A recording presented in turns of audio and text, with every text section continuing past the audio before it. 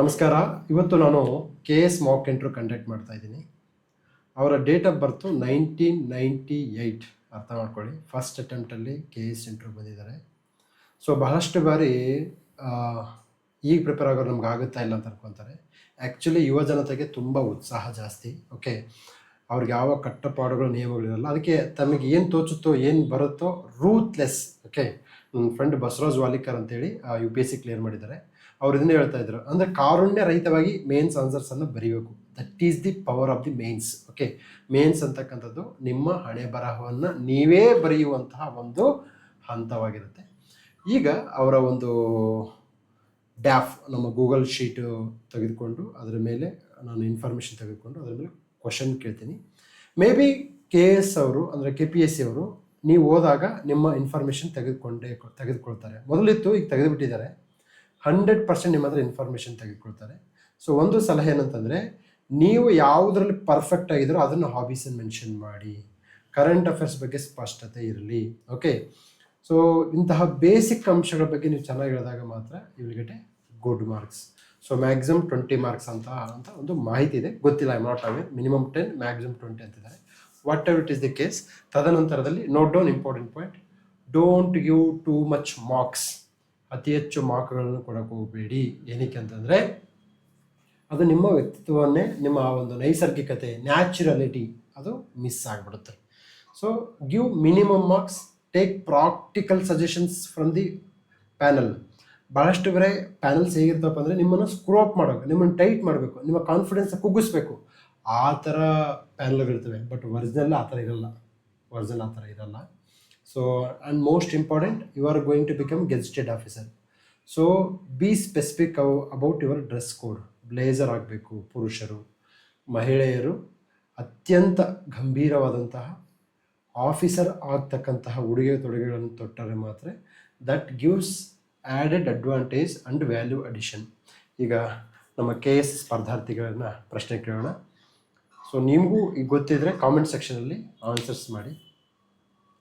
Okay, you have told films, Kannada ಸಿನಿಮಾಗಳನ್ನ ನೋಡ್ತಕ್ಕಂಥದ್ದು ನಿಮ್ಮ ಹಾಬಿ ಅಂತ ಹೇಳಿದ್ರಿ, ಕರೆಕ್ಟ್ ಅಲ್ವಾ? Watching Kannada movies and Yash movies specific. ಈಗ ಹೇಳಿ, ಮೊನ್ನೆ ಚೇತನ್ ಅವರು ಓಕೆ ಈ ಒಂದು ಸ್ಟಾರ್ಗಳಿಗೆಲ್ಲ 2 ಎಕರೆ ಕೊಡೋ ಅವಶ್ಯಕತೆ ಇಲ್ಲ ಅಂತ ಹೇಳಿದ್ದಾರೆ. ಓಕೆ, ಸೊ ಅದು ಸತ್ಯನ ಸುಳ್ಳ? ಅದ್ರ ಪರವಾಗಿದ್ರೆ ಅದ್ರ ಆಪೋಸಿಟ್ ಪರವಾಗಿದ್ರೆ?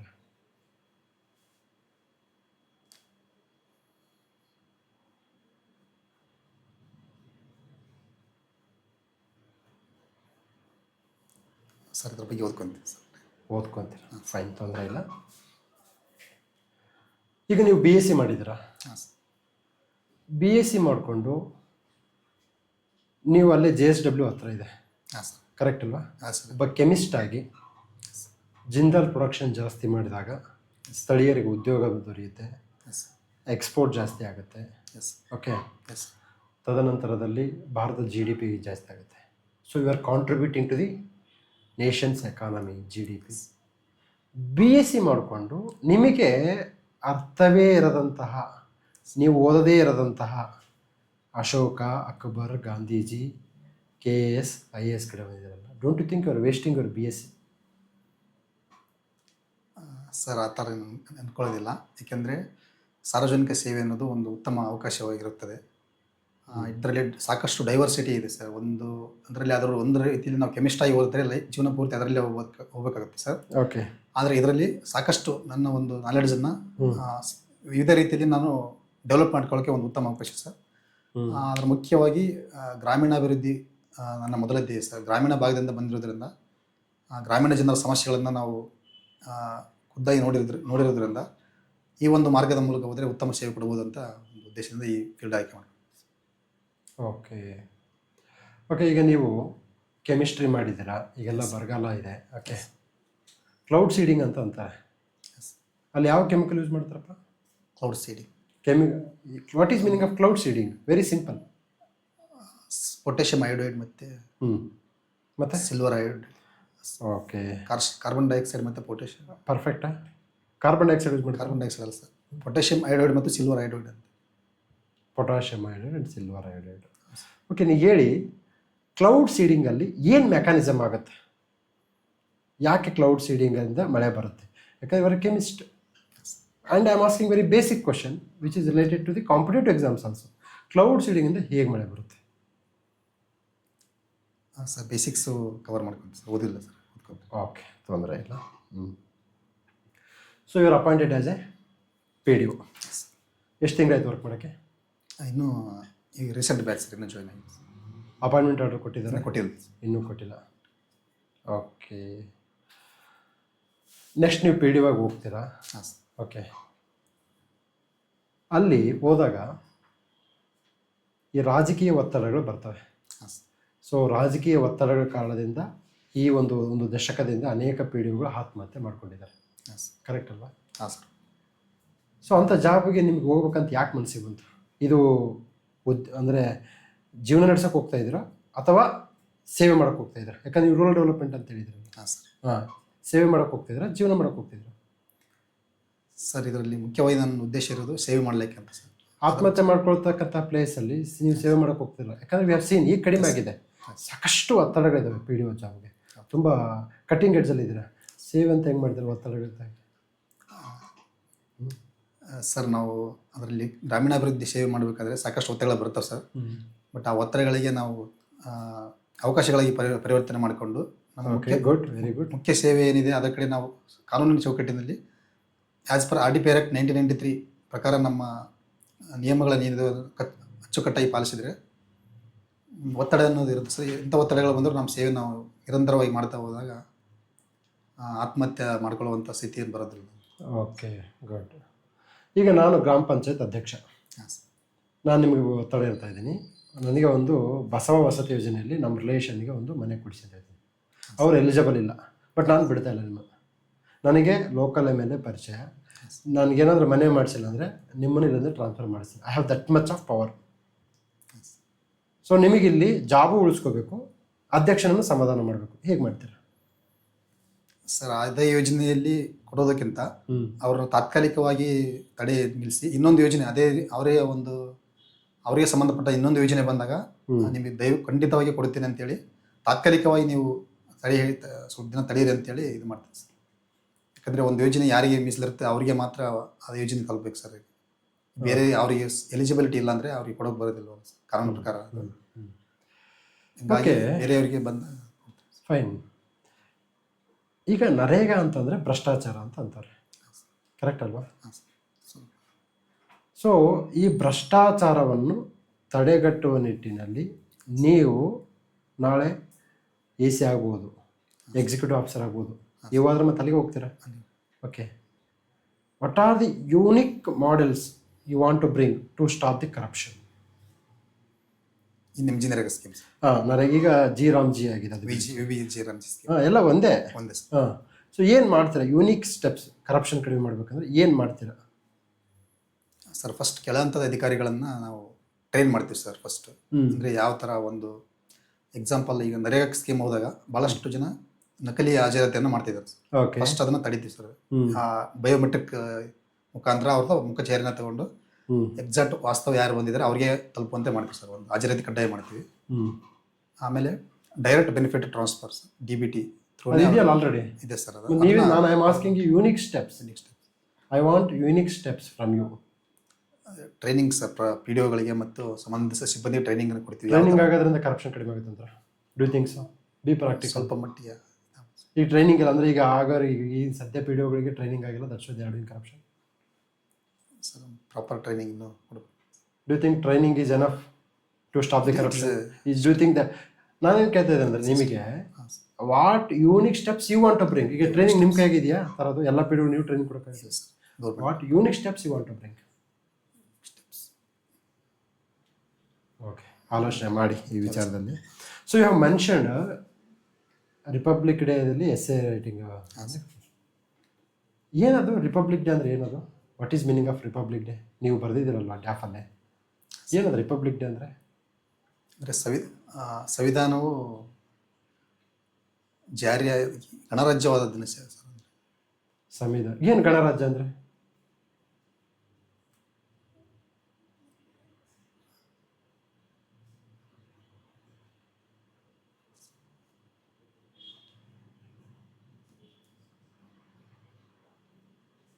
ಅಂದರೆ ಒಂದು ರಾಷ್ಟ್ರದ ಪ್ರಥಮ ಪ್ರಜೆ ಕೂಡ ಈ ದೇಶದಲ್ಲಿ ಎಲೆಕ್ಷನ್ ಮುಖಾಂತರನೇ ಅವ್ನ ಆಯ್ಕೆ ಮಾಡಬೇಕು ಅನ್ನೋದು. ಓಕೆ, ಎಲೆಕ್ಷನ್ ಮೂಲಕ ಆಯ್ಕೆ ಆಗ್ತಕ್ಕಂಥ ವ್ಯಕ್ತಿ. ಅಂದರೆ ರಾಷ್ಟ್ರದ ಪ್ರಥಮ ಪ್ರಜೆ ಕೂಡ ಚುನಾವಣೆ ಮುಖಾಂತರ. ಇನ್ನೂ ಸ್ವಲ್ಪ ಟ್ಯೂನ್ ಮಾಡಬೇಕಿತ್ತು, ತೊಂದರೆ ಇಲ್ಲ, ಇರಲಿ. ಈಗ ಧ್ವಜಾರೋಹಣ ಮತ್ತು ಧ್ವಜವನ್ನು ಹಾರಿಸ್ತಕ್ಕಂಥ ಎರಡು ಬೇರೆ ಬೇರೆ. ನಿಮ್ಗೆ ಗೊತ್ತಿದೆ ಇದ್ರ ಬಗ್ಗೆ? ಇಲ್ಲ ಸರ್, ಗೊತ್ತಿಲ್ಲ. ಬೇಡ, ಆಯ್ತು, will move on. Okay, so you have told, you have mentioned your work supervisor communication officer in 112. ನಮ್ಮ 100ಗೂ 112 ಏನು ವ್ಯತ್ಯಾಸ? ಎರಡು ಒಂದೇ. ಸರ್ 100 ಅಂದರೆ ಜಸ್ಟ್ ಅದರಲ್ಲಿ ನಾವು ಪೊಲೀಸ್ ಸೇವೆ ಮಾತ್ರ ಬಯಸ್ತೀವಿ. ಆದರೆ 112ದಲ್ಲಿ ಪೊಲೀಸ್ ಸೇವೆ, ಆಂಬುಲೆನ್ಸ್ ಮತ್ತು ಫಾರೆಸ್ಟ್ ಫೈರ್ ಅವೆಲ್ಲ ಒಂದೇ ಅಷ್ಟು ಒಗ್ಗೂಡಿ ಏಕೀಕೃತ ಒಂದು ಸೇವೆ ಸಿಗುತ್ತೆ. Okay, integrated service to the public. So ಇವತ್ತು ನ್ಯೂಸ್ ಪೇಪರ್ ಓದಿದ್ದೀರಾ, 112ಗೆ ಸಂಬಂಧಪಟ್ಟ ಹಾಗೆ ಹೋಮ್ ಮಿನಿಸ್ಟರ್ ಒಂದು ಹೊಸ ಅಪ್ಡೇಟ್ ಕೊಟ್ಟಿದ್ದಾರೆ. ಓದ್ಬೇಕು ಸರ್. ಓದಿಲ್ಲ? ಓಕೆ. 112 ಅಲ್ಲಿ ತುಂಬ ವಿಶೇಷ, ಅದಾದ 100ಅಲ್ಲಿ ಇದ್ದಿಲ್ಲ ಆ ಸೌಲಭ್ಯ, 112ಗೆ ಆ ಸೌಲಭ್ಯ ಇದೆ. ಓಕೆ, ಏನದು? ಒಂದು ಜಸ್ಟ್ ಐಡಿಯಾ ಥಿಂಕ್ ಮಾಡ್ತೀರಾ? ಅದು 100ಗೆ ಇದ್ದು ಹಾಂ, ಅಂದರೆ ಕ್ವಿಕ್ ರೆಸ್ಪಾನ್ಸ್ ಆದ ನಂತರ ರಿಪೋರ್ಟ್ನ ವಾಪಸ್ 112 ಅಲ್ಲಿ automatic location, automatic location, that's very important. GPS tracking. ಹಾಂ, GPS ಟ್ರ್ಯಾಕಿಂಗ್ ನೋಡಿ, ಗೊತ್ತಿದೆಯಲ್ಲ ನಿಮಗೆ? ಗೊತ್ತು. ಅದು 100ಅಲ್ಲಿ ಇತ್ತಾ? 100ಅಲ್ಲಿ ಇರಲಿಲ್ಲ. 100ಅಲ್ಲಿ ಇರಲಿಲ್ಲ. ಓಕೆ. ಆಮೇಲೆ ಇದು ಪೊಲೀಸ್ ಅವರು ಅದನ್ನ ಪ್ರಾಬ್ಲಮ್ ಸಾಲ್ವ್ ಆದಮೇಲೆ ವಾಪಸ್ ರಿಪೋರ್ಟನ್ನು ಟೆಕ್ನಿಕಲ್ ಟೀಮ್ಗೆ ಹಾಕ್ತಾರೆ ಸರ್. ಅದು ಒಂದು ಎಲ್ಲಿ ಮಾಡಿದ್ರಿ 112? ಎಲ್ಲಿ ಕೆಲಸ ಮಾಡಿದ್ರಿ, ಬೆಂಗಳೂರಾ ಅಥವಾ ಡಿಸ್ಟಿಕ್? ಕಮ್ಯುನಿಕೇಷನ್ ಇದೆ, COP command central. Command centre. Okay, ಹೇಳಿ, ಕಮಾಂಡ್ ಸೆಂಟ್ರಲ್ ವರ್ಕ್ ಮಾಡಿದ್ದೀರಾ. ಒಂದು ಹೊಯ್ಸಳ ಕಾಲ್ ಬಂದ ನಂತರದಲ್ಲಿ ಎಷ್ಟು ನಿಮಿಷಕ್ಕೆ ಅವರೇಜ್ ಆಗಿ ತೆಗೆದುಕೊಂಡು ಎಷ್ಟು ನಿಮಿಷಕ್ಕೆ ರೀಚ್ ಔಟ್ ಆಗುತ್ತೆ? 15 ನಿಮಿಷನಾ, 20 ನಿಮಿಷನಾ, ಬಿಲೋ 10 ಮಿನಿಟ್ಸಾ? ಎಷ್ಟು ನಿಮಿಷಕ್ಕೆ ರೀಚ್ ಔಟ್ ಆಗುತ್ತೆ? ನೀವು 112 ವರ್ಕ್ ಮಾಡಿದ್ದೀರಲ್ಲ. ಸರ್ ನಮ್ಮದು ಟೈಮಿಂಗ್ ಅಂದರೆ ಅಲ್ಲಿ ನಾವು ವಿತಿನ್ 2-3 ಮಿನಿಟ್ಸಲ್ಲಿ ನಾವು ಆಗ್ತೀವಿ ಸರ್ ಅವರಿಗೆ. ಅವರು ಹೋಗೋ timing within 10 minutes, 8-9 minutes. Okay sir. So Kinnal toys ಬಗ್ಗೆ ಹೇಳಪ್ಪ ಸರ್. ಕಿನ್ನಾಳ್ ವಿಜಯನಗರ ಕಾಲದ GI ಟ್ಯಾಗ್ ಪಡೆದ ಒಂದು ಸಾಂಪ್ರದಾಯಿಕ ಮರದ ಆಟಿಕೆ ತಯಾರಿಕಾ ಕೇಂದ್ರ ಸರ್ ಇದು. ಇದು ಸಾಂಪ್ರದಾಯಿಕ ಉದ್ಯಮ ಕೂಡ ಹೌದು, ಮತ್ತು ಸ್ಥಳೀಯ ಕರಕುಶಲ ಉದ್ಯಮಿಗಳಿಗೆ ಆರ್ಥಿಕ ಭದ್ರತೆ ಮತ್ತು ಜೀವನೋಪಾಯನ ಒದಗಿಸ್ತದೆ. ಮತ್ತು ಮಹಿಳೆಯರಿಗೆ ಉದ್ಯೋಗ ಕೊಡೋದ್ರ ಜೊತೆ ಮಹಿಳಾ ಸಬಲೀಕರಣ ಕೂಡ ಮಾಡುತ್ತೆ. Cultural heritage and rich to the Koppal districts. ಈಗ ಕಿನ್ನಾಳ ಕ್ಲಸ್ಟರ್ ಅಂತ ಗೌರ್ಮೆಂಟ್ ಮಾಡ್ತಾ ಇದೆ, ಕರೆಕ್ಟಾ? ಹಾಂ ಸರ್. ಮಾಡೋದ್ರಿಂದ ಏನು ಉಪಯೋಗ? ಸ್ಥಳೀಯ ಉದ್ಯೋಗವನ್ನು ಗ್ಲೋಬಲ್ ಲೆವೆಲಲ್ಲಿ ಕಾಮರ್ಸ್ ವೇದಿಕೆಗಳ ಮುಖಾಂತರ ನಾವು ನಮ್ಮ ಒಂದು ಮಾರ್ಕೆಟ್ ಎಕ್ಸ್ಪೆನ್ಷನ್ ಮಾಡ್ಬೋದು ಸರ್, ಗ್ಲೋಬಲ್ ಲೆವೆಲಲ್ಲಿ. ಆಮೇಲೆ ನ್ಯೂ ಟೆಕ್ನಾಲಜಿ ಅಪ್ಗ್ರೇಡೇಷನ್ ಆಗುತ್ತೆ. 3D ಮಾಡೆಲಿಂಗ್ ಮುಖಾಂತರ ಅದು ತನ್ನ ಸ್ವರೂಪವನ್ನು ಕಳೆದುಕೊಳ್ಳದೆ ಉತ್ಪಾದನೆ ಇನ್ನೂ ಜಾಸ್ತಿ ಮಟ್ಟಿಗೆ ಉತ್ಪಾದನೆ ಮಾಡುತ್ತೆ ಸರ್. ಪ್ರೊಡಕ್ಷನ್ ಲೆವೆಲ್ ಜಾಸ್ತಿ ಆಗುತ್ತೆ. ಇದರಿಂದ ಸ್ಥಳೀಯ ಉದ್ಯಮಕ್ಕೂ ಮತ್ತು ಸರ್ಕಾರಕ್ಕೂ ಕೂಡ ಅತ್ಯುತ್ತಮವಾದ GDP ಜನರೇಟ್ ಆಗುತ್ತೆ. Okay, yes. ಈಗ ಡಿಲಿಮಿಟೇಷನ್ ಅಂತ ಕೇಳಿದ್ದೀರಾ? ಡಿಲಿಮಿಟೇಷನ್ ಕೇಳಿದ್ವಿ ಅಂದರೆ ಕ್ಷೇತ್ರ ಪುನರ್ವಿಂಗಡಣೆ. ಹಾಂ ಸರ್. ಕರೆಕ್ಟಾ? ಹೌದು ಸರ್. ಪೀಪಲ್ ಸೇಯಿಂಗ್ ದಟ್ ಸೌತ್ಗೆ ಅನ್ಯಾಯ ಆಗ್ತಿದೆ ಅಂತ, ಎಸ್ ಆರ್ ನೋ? ಸದರ್ನ್ ಸ್ಟೇಟ್ಸ್ಗೆ ಅನ್ಯಾಯ ಆಗ್ತಿದೆ ಅಂತ ಕೇಳ್ಬೋದು, yes or no? Yes sir. Tell me. Very good, ಹೇಳಿ, ಹೆಂಗೆ ಅನ್ಯಾಯ ಆಗ್ತಿದೆ ಸರ್? ಅದನ್ನು ಮಾಡಬೇಕಾದ್ರೆ ಈಗ ಜನಸಂಖ್ಯೆಯ ನಿರ್ಧಾರದ ಮೇಲೆ ಪಾಪ್ಯುಲೇಷನ್, ಆ್ಯಸ್ ಪರ್ ಪಾಪ್ಯುಲೇಷನ್ ಮೇಲೆ ಅದನ್ನು ಡಿಲಿಮಿಟೇಷನ್ ಮಾಡ್ತಾರೆ ಸರ್. ಕ್ಷೇತ್ರ ಪುನರ್ವಿಂಗಡಣೆ ಆಗೋದು ಜನಸಂಖ್ಯೆ ಆಧಾರದ ಮೇಲೆ ಆಗುತ್ತೆ. ಈಗ ನಮ್ಮ ಸೌತ್ ಸ್ಟೇಟಲ್ಲಿ ಜನಸಂಖ್ಯೆ ನೀತಿಯನ್ನು ಕಟ್ಟುನಿಟ್ಟಾಗಿ ಪಾಲಿಸಿ ಜನಸಂಖ್ಯೆಯನ್ನು ಕಡಿಮೆ ಮಾಡಿ ನಿಯಂತ್ರಣ ತಂದಿದ್ದಾರೆ. ಆದರೆ ನಾರ್ತ್ ಇಂಡಿಯಾದಲ್ಲಿ ಜನಸಂಖ್ಯೆ ಜಾಸ್ತಿ ಇದೆ ಸರ್, ಉತ್ತರ ಪ್ರದೇಶ ಅಥವಾ ಬಿಹಾರದಲ್ಲೆಲ್ಲ. ಇದರಿಂದ ಅವರುಗಳ ಕ್ಷೇತ್ರ ಅಂದರೆ ಲೋಕಸಭಾ ಮತ್ತು ವಿಧಾನಸಭಾ ಕ್ಷೇತ್ರಗಳ ಸಂಖ್ಯೆ ಜಾಸ್ತಿ ಆಗುತ್ತೆ ಸರ್. ನಮ್ಮಲ್ಲಿ ಸ್ವಲ್ಪ ಕಡಿಮೆ ಆಗುತ್ತೆ ಅನ್ನೋ ಒಂದು ಕಾರಣಕ್ಕೆ ಇದು ಅಪೋಸ್ ಮಾಡ್ತಾರೆ ಸರ್. ಒಂದು ಇನ್ನೊಂದು ಆ್ಯಂಡ್ ಇದನ್ನು 2011ರ ಜನಗಣತಿ ಪ್ರಕಾರ ಮಾಡೋಕ್ಕೆ ಹೋದರೆ ಇವ್ರಿಗಿರ್ತಕ್ಕಂಥ ಕೆಲವೊಂದಿಷ್ಟು ಮಹಿಳಾ ಮೀಸಲಾತಿ ಸ್ಥಾನಗಳು ಸಿಗೋದಿಲ್ಲ ಅನ್ನೋ ಒಂದು ಕಾರಣಕ್ಕೆ 2026 ಸೆನ್ಸಸ್ ಬಳಸಿ 2028ಅಲ್ಲಿ ಇದನ್ನು ಮಹಿಳಾ ಮೀಸಲಾತಿ ಜಾರಿಗೊಳಿಸಲಿಕ್ಕೆ ಡಿಲಿಮಿಟೇಷನ್ ನೀವು ಯಾವಾಗ ತೊಗೊಂಬನ್ನಿ, ನೀವು ಬೇಡ ಅಂತ ಅದೊಂದು ಅಪೋಸ್ ಮಾಡ್ತೀವಿ. ಅಂದರೆ 2026 ಪ್ರಕಾರ ಇವರು ಸೆನ್ಸಸ್ ಇಟ್ಕೊಂಡು ಮಾಡಿರಿ, 2011 ಸೆನ್ಸಸ್ ಇಟ್ಕೊಂಡು ಮಾಡೋಕ್ಕೆ ಹೋಗ್ಬಿಟ್ರಿ ಅಂತ ಅದೊಂದು ಅಪೋಸ್ ಮಾಡಿದ್ರು. South side. ಈಗ ಹೋಮ್ ಮಿನಿಸ್ಟರ್ ಹೇಳ್ತಾರೆ, ಓಕೆ, ಅಫಿಷಿಯಲ್ ಸ್ಟೇಟ್ಮೆಂಟ್ ಇದೆ, we are not doing delimitation on the base of population, ಹಾಂ ಸರ್. We are increasing. ಈಗ ಕರ್ನಾಟಕದ್ದು ಸದ್ಯ 12 ಇದ್ದರೆ ಅದು 40+ ಆಗುತ್ತೆ ಅಂತ ಹೇಳ್ತಾರೆ, 24 ಇದ್ರೆ 40+ ಆಗುತ್ತೆ ಅಂತ ಹೇಳ್ತಾರೆ. ಸೊ ಆಬ್ವಿಯಸ್ಲಿ ಈಗ 5.25 ಇದ್ರೆ 5.18, ಆಂಧ್ರ ಜಾಸ್ತಿ ಆಗುತ್ತೆ, ತೆಲಂಗಾಣ ಜಾಸ್ತಿ ಆಗುತ್ತೆ, ತಮಿಳ್ನಾಡು ಜಾಸ್ತಿ ಆಗುತ್ತೆ. But you are telling population, but ಅಲ್ಲಿ ವಾಸ್ತವದಿಲ್ಲ. ವಾಸ್ತವ ಬರೀ ಪಾಪ್ಯುಲೇಷನ್ ಕನ್ಸಿಡರೇ ಮಾಡಿಲ್ಲ ಅವರು. ಹಾಂ sir. That is one of the factor, not the only one factor, ಹಾಂ sir. One of the factor. One of ಓಕೆನಾ? ಎಸ್. ಸೊ ಹೇಗೆ ನೀವು ಅನ್ಯಾಯ ಆಗುತ್ತೆ ಅಂತ ಹೇಳಿದ್ರಿ? ಅಧಿಕೃತವಾದ ದಾಖಲೆಗಳು ನೋಡಿ, ಅದರಲ್ಲಿ ಏನಾಗಿದೆ, ಎಕ್ಸೆಪ್ಟ್ ಕರ್ನಾಟಕ, ಕೇರಳಕ್ಕೆ ಪಾಯಿಂಟ್ ಸಮಥಿಂಗ್ ಎಂಡ್ ಆಗಿದೆ, ಇದು ಕಡಿಮೆ ಆಗಿದೆ. ಹಾಂ sir. But rest Telangana, Andhra, ತಮಿಳ್ನಾಡಿಗೆ ಪ್ರಪೋರ್ಷನೇಟ್ ಇನ್ಕ್ರೀಸ್ ಆಗಿದೆ. ಅಂದರೆ ಈಗ ಎಷ್ಟಿದ್ದಾವೆ ಅಷ್ಟು ಪರ್ಸೆಂಟೇಜ್ ಇನ್ಕ್ರೀಸ್ ಆಗಿದೆ seats. Okay, half of the seats ಅಂತ ಹೇಳಿದ್ರು ಸರ್. ಅಲ್ಲ, ಏನು ಪ್ರಪೋರ್ಷನೇಟ್ ಈಗ ಸದ್ಯ ಇದೆಯಲ್ಲ ಅಷ್ಟು ಇನ್ಕ್ರೀಸ್ ಆಗಿದೆ. ಹಾಂ. ಓಕೆನಾ? ಮತ್ತು ಅನ್ಯಾಯ ಅಂತ ಹೆಂಗೆ ಅಂದರೆ ನೀವು, it is one of the factors. ಹಾಂ, ಕರೆಕ್ಟ್ ಅಲ್ವಾ? Yes sir. ಈಗ ಅವ್ರಿಗೆ ಕೇಂದ್ರ ಸರ್ಕಾರಕ್ಕೂ ಊಟ ಇರುತ್ತಲ್ವಾ, ಈ ಅಪೋಸಿಷನ್ ಗೌರ್ಮೆಂಟ್ನವರು ನಮ್ಗೆ ಹಿಂಗೆ ಮಾಡ್ತಾರೆ, ಅದಕ್ಕೆ ನಾವು ಅದನ್ನು ಅವಾಯ್ಡ್ ಮಾಡೋಣ ಅಂತೇಳಿ. ಸೊ ಹಿಂಗಾಗುತ್ತೆ ಅಂತ ಹೇಳ್ತಾರೆ. ಸ್ವಲ್ಪ ಥಿಂಕ್ ಮಾಡಿ ಅದ್ರ ಬಗ್ಗೆ ಓದ್ಕೊತೀವಿ ಸರ್. ಓದ್ಕೋಬೇಕಾಗುತ್ತೆ. ಸರಿ. 16ನೇ ಹಣಕಾಸು ಆಯೋಗ, ಓಕೆ, 15ನೇ ಹಣಕಾಸು ಆಯೋಗಕ್ಕೆ ಹೋಲಿಕೆ ಮಾಡಿದಾಗ ಕರ್ನಾಟಕ ರಾಜ್ಯಕ್ಕೆ ಅನ್ಯಾಯ ಮಾಡಿದೆಯಾ, ನ್ಯಾಯ ಮಾಡಿದೆಯಾ?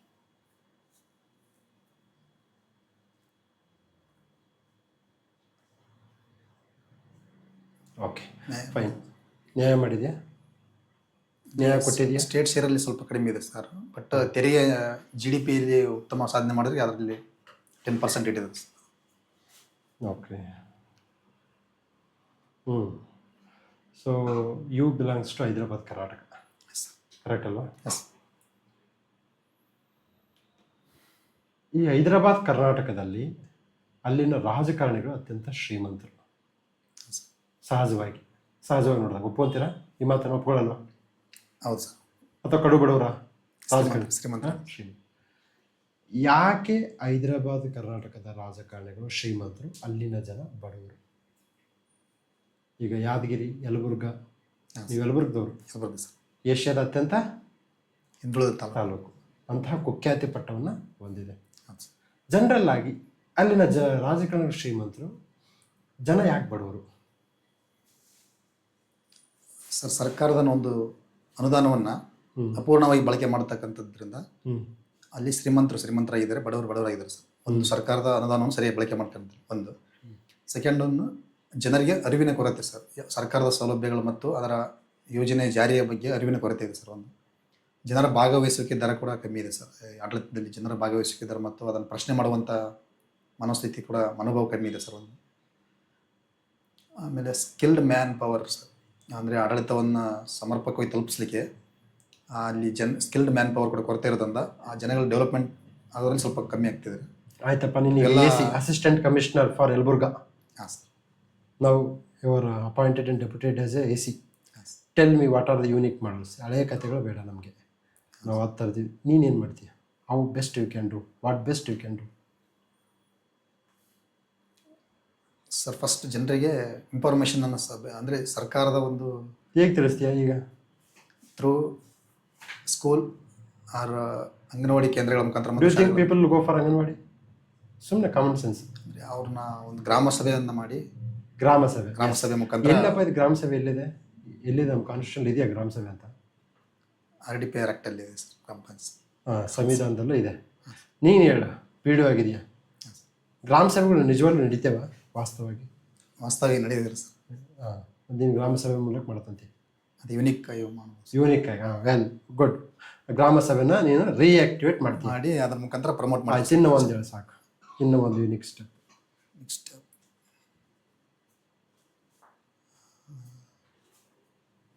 ಯೂನಿಕ್ ಅಂತಂದರೆ ಯಾವಾಗಲೂ ಅಧಿಕೃತವಾಗಿ ಇರ್ಬೇಕಂತಲ್ಲ. Don't you think people see Instagram ನೋಡಲ್ವ ಜನ? ನೋಡ್ತಾರೆ.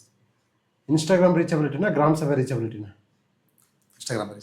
ಅರೆ ಬೈ, you are not using Instagram, you are not telling Instagram. Yes sir, no? You heard, that's what I'm telling you. Unique means unique. Social media ಮುಖಾಂತರ. Yeah, that's what I'm telling you. Okay. ಈಗ ಉತ್ತರ ಕರ್ನಾಟಕ ಅಭಿವೃದ್ಧಿ ಆಗಿಲ್ಲ, ಕೆಲವು ರಾಜಕಾರಣಿಗಳು ಪ್ರತ್ಯೇಕ ರಾಜ್ಯ ಬೇಕು ಅಂತಾರೆ. ಹಾಂ sir. Do you support that one?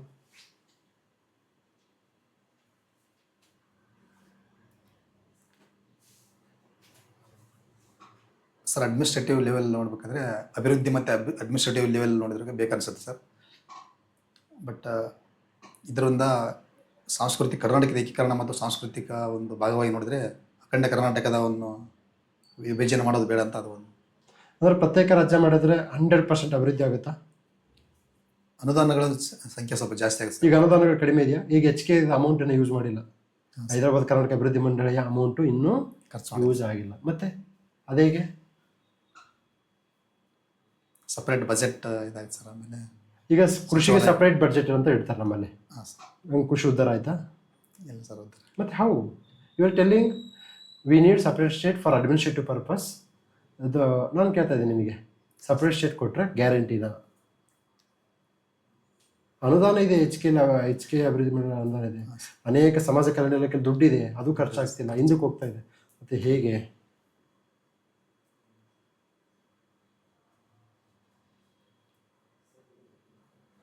So ಈಗ ಹೇಳಿ, ಅಭಿವೃದ್ಧಿ ಅಂತಕ್ಕಂಥದ್ದು ಮನಸ್ಥಿತಿನ ಇನ್ನು ಮನಸ್ಥಿತಿನ? ಮನಸ್ಥಿತಿ ಸರ್. ಎಸ್, ಮನಸ್ಥಿತಿ. ಓಕೆನಾ? ನೀನು ಅಭಿವೃದ್ಧಿ ಮಾಡಬೇಕು ಅಂತ ಡಿಸೈಡ್ ಮಾಡಿದಾಗ ಹಾಂ ಸರ್. ಬರಡು ಭೂಮಿಯನ್ನು ನಂದನವನವನ್ನಾಗಿ ಪರಿವರ್ತಿಸಬಹುದು. ಓಕೆ, ವೆಲ್, ಲಾಸ್ಟ್ ಕ್ವಶನ್ ನಿಮಗೆ. ಓಕೆ,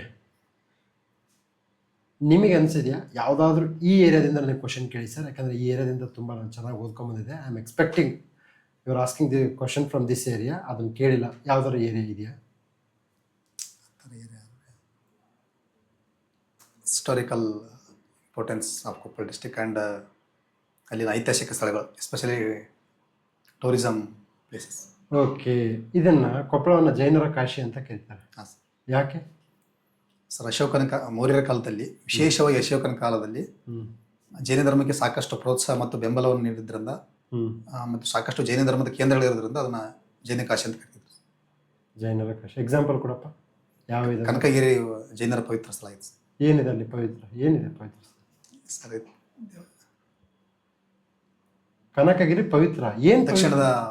ದಕ್ಷಿಣದ ರಾಜಧಾನಿ ಐತೆ ಸರ್, ಅಂದ್ರೆ ಮೌರ್ಯರ ದಕ್ಷಿಣದ ರಾಜಧಾನಿ. ಆಯಿತು, ಕನಕಗಿರಿಯಲ್ಲಿ ಜೈನ ಧರ್ಮಕ್ಕೆ ಸಂಬಂಧಪಟ್ಟಂತೆ ಕೃತಿಗಳಿದೆಯಾ, ಕಾವ್ಯಗಳಿದೆಯಾ, ಮಂದಿರಗಳಿದೆಯಾ, ಆದಿತೀರ್ಥಂಕರಿದೆಯಾ, ಏನಿದೆ ಅಲ್ಲಿ? ವಿಷ್ಣುವಿಗೆ ಸಮರ್ಪಿತವಾದ ಕನಕಚಲಪತಿ ದೇವಸ್ಥಾನ ಇದೆ ಸರ್. ವಿಷ್ಣು, ಲಾರ್ಡ್ ವಿಷ್ಣು. ವಿಷ್ಣು ಆತ ಜೈನರಿಗೆ ಹೆಂಗೆ ಸಂಬಂಧ?